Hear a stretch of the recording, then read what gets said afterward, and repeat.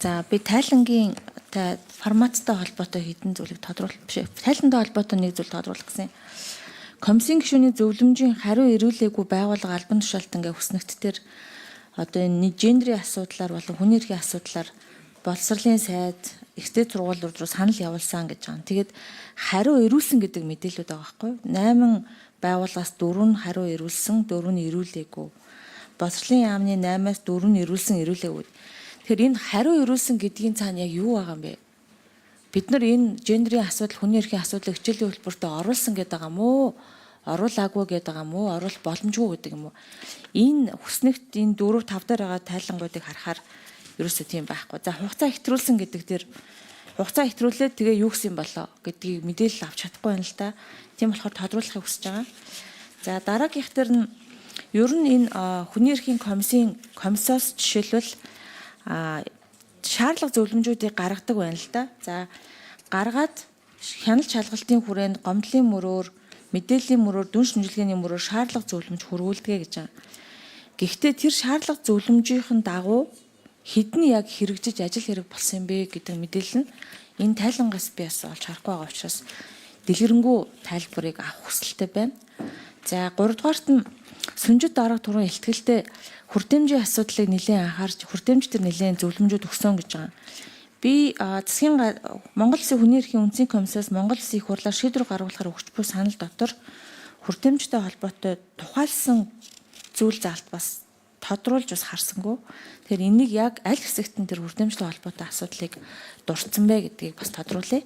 За дараа нь гэрээлэн гүйцэтгэх ч юм уу гүйцэтгэх одоо ажил хийж агаад үйлдвэрлэлийн осол дурдсан хүмүүсийн дараах асуудал яадаг вэ? Тэдний мэдээлэл бас айгүй дутагдaltaй. Яг бол эрчүүдийн эрүүл мэндийн бүлэг дээр л осол гэмтэл нэлээх байгаа. Гэхдээ ямар шалтгаанаар осол гэдэг нь задраагүй байгаа. Тэгэхээр үйлдвэрлэлийн осол мэргэжлийн шалтгааллах өвчний даатгалаас эргэж одоо төлбөр авах эрхүүсээгүй мөртлөө осол гэмтэл орчихсон хүмүүсийн эрхийн асуудал хаана байгаа вэ? Юу болж байгаа вэ гэдгийг тодруулах хүсэлтэй байна.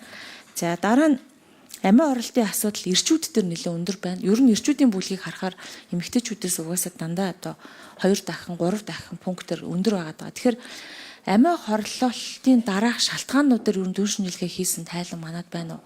Яагаад амиа хорлдог вэ? Тэр шалтгаантай ямар ажил одоо шалтгааныг нь бууруулахад засгийн газраас өнөөдрийн хүртэл ямар ажил хийж байгаа талаар бас мэдээлэл тодруулах хүсэлтэй байна. За тэгээ дараа нь бас тодруулъя. За эхлээд сүнж дараа хариулах уу. Тэгээ нэмэлтээр бусад хүмүүс хариулт өгөхөөр бэлдэж байгаа. За эндрийн микрофон. Саран Чулуун гишүүний асуултанд хариулъя. Зөвлөмж шаардлага 2025 оны байдлаар 101 зөвлөмж шаардлага явуулсан. Энэс хэрэгжээгүй нэг байгаа. Бус нь бол хугацаа хэтрүүлээд ирүүлэхтэй биелэлтэд ирүүлсэн гэсэн үг. Хугацаа хэтрүүлсэн гэдэг дээр нь л тайлбар бичиж байгаа. Биелүүлсэн гэдгийг ирүүлж байгаа. Нэг ирүүлээгүй тэр юу Увс аймгийн Иргэний нисхийн үндэсний төвийн хөдөлмөрийн харилцаатай холбоотой ажлын хариуцлага тооцох гэдэг тэр зөвлөмжийн биелэлтийг биелүүлээгүй нэг асуудал байгаа 2025. За эрүүл мэндийн юутай холбоотой хүртээмжтэй холбоотой манай хүний эрхийн үндэсний комиссийн 25 дахь хэлтгэлийн 589 дэх талд бид нэр 11-т нь оруулсан юм аа.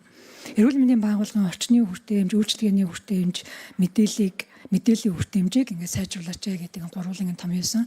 Харин хууль зүйн банкны орноос томьёосон их хурлын тогтоолын төсөлд харин тэр энэ утгаараа ороогүй байна. Тэгэхээр энийг бас манай их хурлын гишүүдэд санаачд оруулах боломжтой.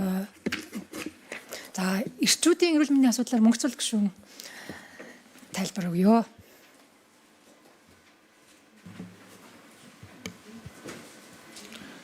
За эндрийн микрофон дээр нэмэлт хариулт өгье.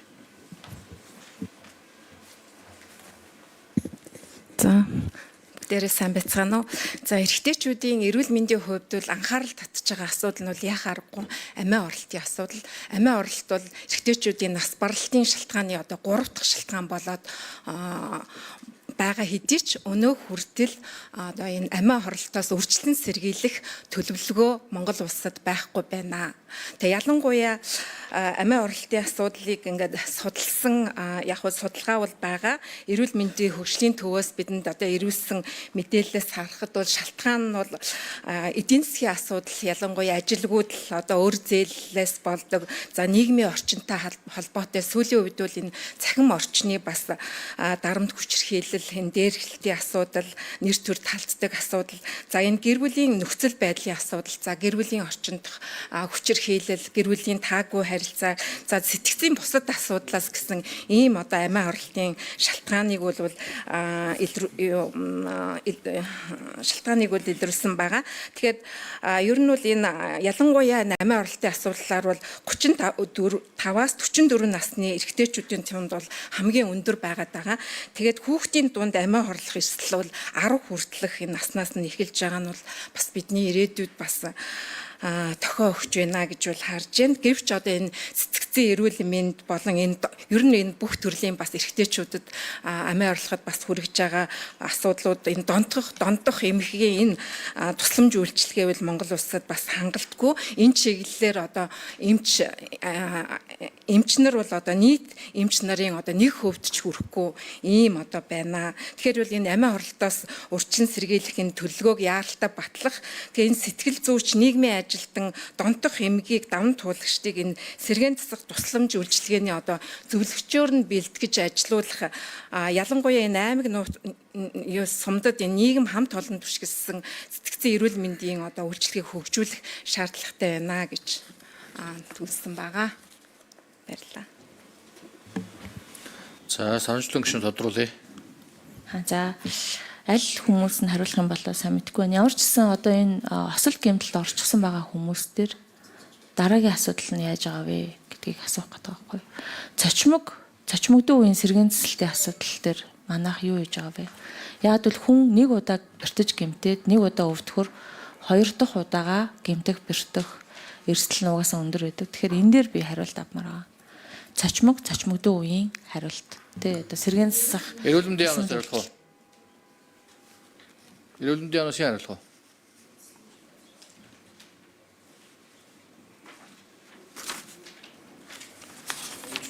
За эрүүл мэндийн яамнаас хариулъя. Эндрийн микрофон нэ. За эрүүл мэндийн яамны эмнэлгийн тусламжийн бодлогын хэрэгжилтийн газрын ахлах шинжээч оюунч мөв байна. Ер нь бол сэргээн засахын тусламж үйлчилгээ гэдэг бол хамгийн гол нь хөдөлмөрийн чадвар алдалт. Амьдралын чанарыг сайжруулах, хөдөлмөрийн чадварыг нь алдагдахыг багасгахад бууруулахад чиглэсэн хамгийн том одоо салбар маань. Гэхдээ сэргээн засахын тусламж үйлчилгээний өнөөдөр бас төрөлцсөн мэргэжлийн эмчнэрийн хүртээмж их муу агаад байгаа. Тийм учраас анхан шатны тусламж үйлчилгээнд дээр хүн хамгийн ойрхон гэртэйгээ хамгийн ойрхон байгаа газраасаа сэргээн засахын тусламж үйлчилгээг авах, сэргээн засахын тусламж үйлчилгээний тасралтгүй байдлыг хангах, дээрээс нь сэргээн засахын тусламж үйлчилгээ эрт үеийн сэргээн засахыг эрүүл мэндийн байгууллага дээр нь эхлүүлэх гэдэг үйл ажиллагаан дээр чиглэсэн тодорхой ажлуудыг бол манай эрүүл мэндийн яамны эмнэлгийн тусламжийн эрүүл мэндийн яамны хэмжээнд бас тодорхой онцгой анхаарч ажиллаж байна. Ийм учраас анхан шатны эрүүл мэндийн байгууллагын эрх зүйн орчны шинжилгээний хүрээнд сэргээн засахын тусламж үйлчилгээгээ бид нар санамжлан гишүүн тодруулъя. За бид нар өнгөрсөн жил сэргээн засахын тусламж үйлчилгээгээ цочмогдсон үеийн сэргээн засалтаар анхаараач гэд засгийн газрын 5 жилийн төлөвлөгөөнд ч гэсэн оруулсан шүү дээ. Тэгээд тэрнтэй холбоотой яг тоймтой юм ерөөсөй хариулт өгөхгүй байна л да. Жишээ аваад үзье л да. За гэрээгээр барилгын компанид гэрээгээр шүү. Одоо өдрийн ажил хийдэг хүмүүс барилгын компанид ажил хийж агаад гэмтэж бэртлээ. Тэр хүн нийгмийн даатгал төлөх, нөгөө нийгмийн даатгалын сангаас эрх авах, одоо мөнгө авах эрх нь үүсэг байлаа гэж үтэй. Тэгээд тэр хүн одоо хүлгүү болчлоо. Жишээ хамгийн энгийн жишээ. Хөлийн ямар ч гэсэн амийн авраад эмнэлэг аварчлаа. Одоо тэр хүнийг дараагийн асуудал хайчих уу? Яг бодтойгоор хайчих юм бэ? Ямар арга хэмжээ авах вэ? Ямар сэтгэл зүйн тусламж үйлчилгээ авах юм? Сэргээн засах нь яг хаана байх ёстой юм? Тэг хиймэл хөлнийхээ мэдээлэл нь хаанаас авах ёстой юм? Гэр бүлд нь хэн туслах юм? Хоол ундгүй үлдсэн ар гэр нь хэн хариуцах юм? Ийм цогц үйлчлэгийг би асуулт хариулт авмаар байна л да.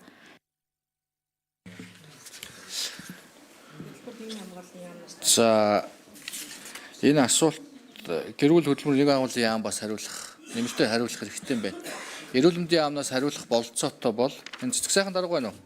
Эрүүл мэндийн яамны нийгмийн эрүүл мэндийн бодлого хэрэгжлийн газрын дарга байна уу? Саяны асуултанд хариулаад тэгээ шаардлагатай бол би нэг гэр бүл нэмгэн хамгааллын яамнаас нэмэлт хариулт авъя.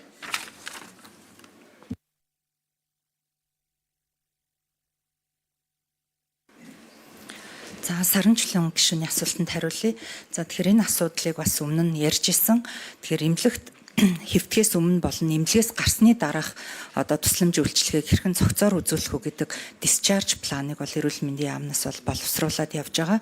За энэ төлөвлөгөөг бол Монгол Японы эмнэлэг дээр бол одоо хэрэгжүүлсэн байдаг. За энэний дагуу бол бусад эмнэлгүүдтэй яг энэ тусламж үйлчилгээг хэрхэн цогцоор үзүүлэх үү, ялангуяа нийгмийн одоо халамжийн үйлчилгээтэй дараа нь хэрхэн холбох уу гэд энэ бүх тусламж үйлчилгээг цогцоор үзүүлэхийн журмыг бол эрүүл мэндийн яам дээр боловсруулад явж байгаа.